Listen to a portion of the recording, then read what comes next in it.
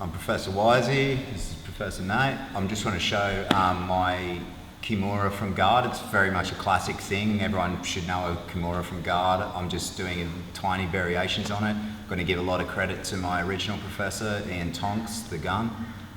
He really is good at this sort of game, and I take a lot from that, and I've just sort of added to it a little bit.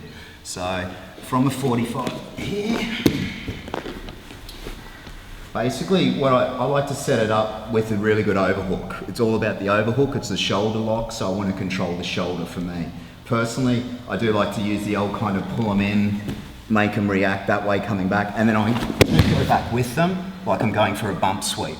So I'm going for a real good bump sweep here, but it's all about controlling the shoulder with the overhook. I really want to bagpipe that, and I use the terminology of like pledging allegiance, just like to the American flag type of thing. I come really deep with that, hug my chest, and I'll like bagpipe here, squeeze that down as much as I physically can.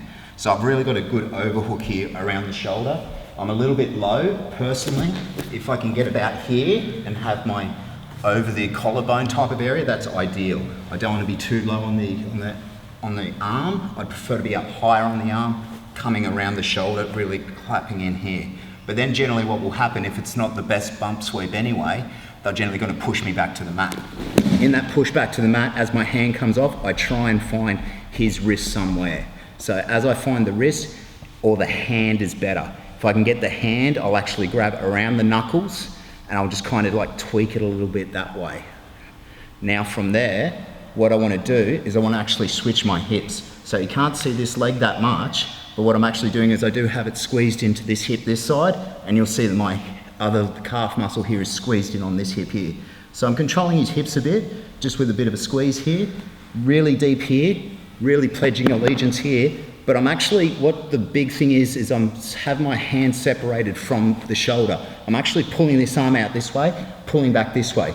Because the big thing is often what will happen, people go, I've got the Kimura, and they go for the grip here, and then they've given up the shoulder lock. So now the shoulder's actually got free and range movement from here. So he can start to turn and come out, and a lot of people start to lose everything from there. But if I keep that shoulder locked, tucked, I keep that extended, it's going to really make it hard for him to move anywhere or do anything, especially with a pinch here. Then from there, if I need to, I can put this foot on the ground very gently, and I can swing my hips through. As I swing my hips through, this leg here is going to come up high onto his back, and I'm going to try and put his face in the mat. I do not connect my hands yet.